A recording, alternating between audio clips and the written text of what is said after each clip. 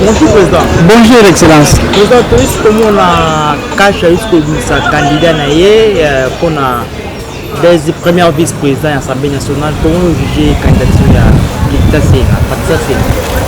Bon, l'appréciation est bonne parce que c'est un élu du peuple, une candidate de la province de Katanga. Nous l'acceptons, mais il se pose un problème. Pendant que la candidature est de l'autre côté, la machine politique de l'UDPS dépose aussi une plainte contre la présidente de l'Assemblée. C'est que au Conseil d'État, Kabound et Mabound vont aller plaider, se plaindre au niveau des conseils d'État. Alors ça pose de sérieux problèmes. Avant qu'il y ait des élections, il faut d'abord qu'on tranche les dossiers. C'est-à-dire qu'il doit d'abord démontrer de quoi Mabound avait écarté indignement le représentant de l'UDPS. Il y a un problème. Le problème se pose au niveau des vices de procédure.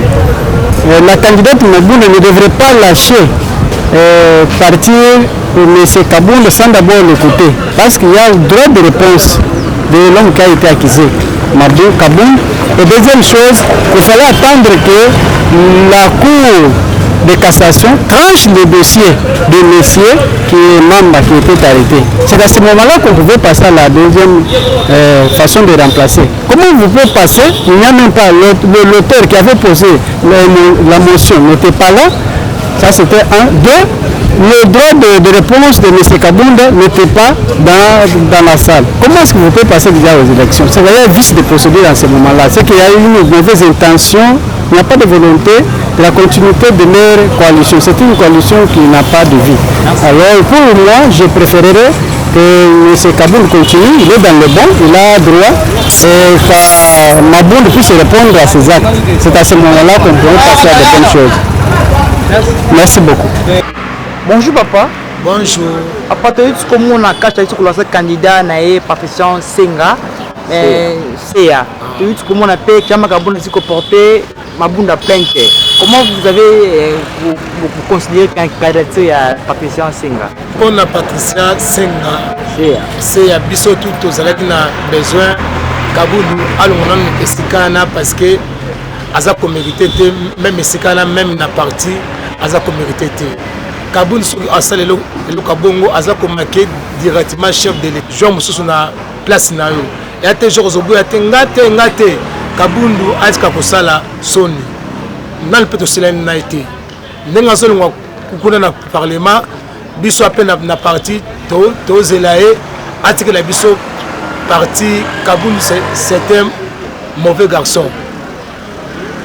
Merci. C'est ça. Bonjour papa. Bonjour mon père. Papa, motuni ali motis comment on a Patricia Senga na candidature ya première vice-président de l'Assemblée nationale. Comment tu candidature wana? Ouais. Je tiens d'abord à féliciter madame Patricia Senga. Félicitations naïe. Ndenge pida bon choix au chef de l'État ou tel Moussala na compte ya biso cash UDPS pour nous remplacer Jean-Marc Kabound. En tout cas, tout ce pays makasi pour na ndenge vraiment batie moi si ya lolenge wana nesika wana donc tout des chapeaux. Tombele kaka ba bonne chance à travailler pour la République. Vous êtes d'accord avec la candidature président Senga? Madame c'est donc vous êtes d'accord pour naïe. Félicitations, peut tout c'est ba bonne chance déjà. Na ndenge vraiment au azawana pour na remplacement ya Jean-Marc Kabound. Nous avons toujours la kaka soki ki makambo aussi et toujours la paix Kabound côté na parti atike la biso parti ninga uti ko longwa kuna na parlement après toujours c'est la atike la biso parti parce qu'il a conduire des pèsinaires, c'est-à-dire que tant on va y aller à Malembe il y a olele ko liamba aussi pourquoi on moni a koyi na ba position wana. Merci. Bonjour combattant. Bonjour. Combattant, tu comment na candidature à Patricia Senga. Oui. Na tête ya première vice-présidente de l'Assemblée nationale, comment juger candidature wana? To jugeons bon, monsieur ba combattant. choix porté par le président de la République pour la bicho combattant tout satisfait. Et puis, Kolongo ya Kaboul, tout ça satisfait pour orgueil, ça là qui est de moni et quoi ici. Vraiment pour la candidature il y a Madame Moana, tout ça d'accord, bicho ba combattant vraiment tout ça satisfait.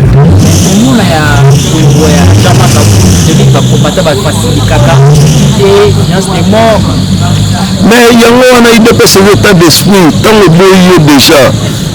Donc c'est fini pour nous aussi. Kaboul n'a pas de place à IDPS pour combattre tout le monde mécontent. Combattre l'ingénieur vis-à-vis du comportement de Mabé. Politique ou étienne c'est de l'accès bicho ya mwana te yango monelo ko salige mais le Kaboul ba combattre to boya mais il y a un dirigé de la partie. Mais là il a la fois passée que IDPS c'est océan chez les boyo olongwa de Kaboul balongoli kuna ndenge pe to kolongola ka na IDPS beka bongo to kolongola Kaboul to kolongola na IDPS à ça la partie na décision finale.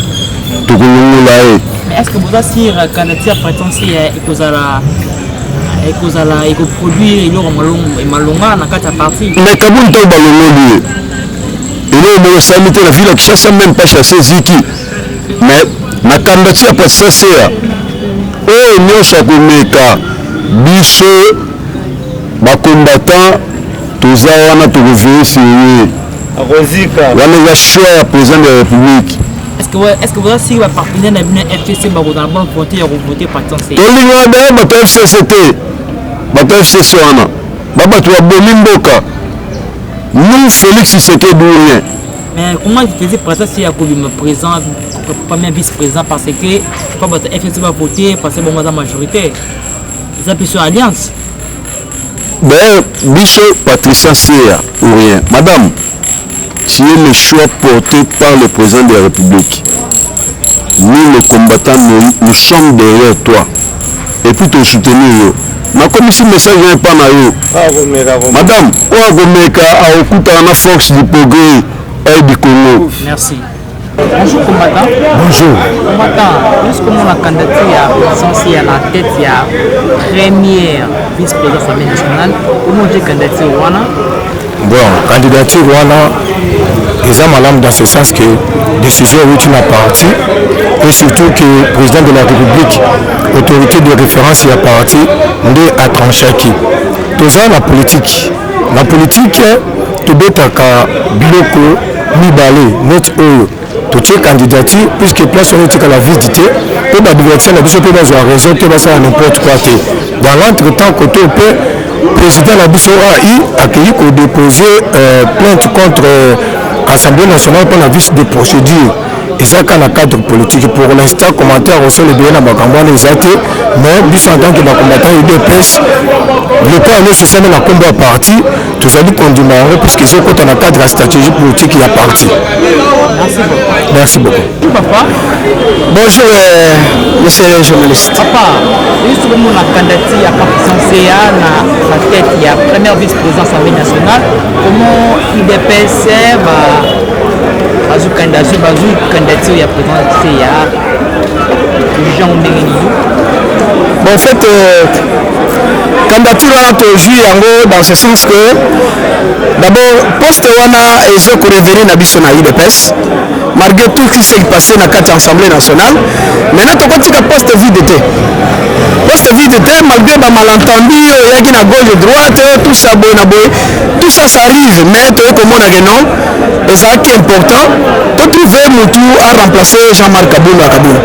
Mais il faut remarquer, la mission a eu des pêches, tu es étalé parce que notre Moutou a l'uni, c'est ça la démocratie. Moutou, tu vas faire le Moutou qui a posé candidature. Donc, tozali libre mutu oyo aza capable amonika capable akoki koremplacer Jean-Marc Kabila nde nazokoma na question na yo nde apose candidature mais parmi bacandidature bazalaki 16 non oyo ezalaki na étalé na liste mais na 16 non oyo ezalaki na étalé na liste nde président ye moko aye kopona mutu oyo azomonaka compétent aomonaka non akoki koremplacer Jean-Marc Kabila atie ye. Est-ce que vous aussi, ma partenaire, oui, parce que tu as un unique candidat oyo il peut sa lever option to tu biso nyo tozo na sima na ye. Il y en a plus parce que ba rumeur on ezalaki moi incompréhension ezalaki nango ça ne manque pas toujours. Mais cette fois-ci tout le monde est revenu maintenant na kati ya raison tozo na sima ya maman na biso a même biso na Assemblée nationale. Bonjour papa. Ah, bonjour. Voilà. Tout le monde a candidaté à partition si il y a la première président de l'Assemblée nationale. Comment vous candidaté bon, pour l'envoyer, le quoi est un membre de l'IDPS et ils ont repris ma bête. Ils ont repris ma bête là. Et l'autre aux alliés, il fallait pas un numéro pour là. Il fallait pas un numéro pour là. Il fallait, moi je vois, décision, l'une partie il y a déjà aïe. Bon. Le quoi la paix à continuer là-bas.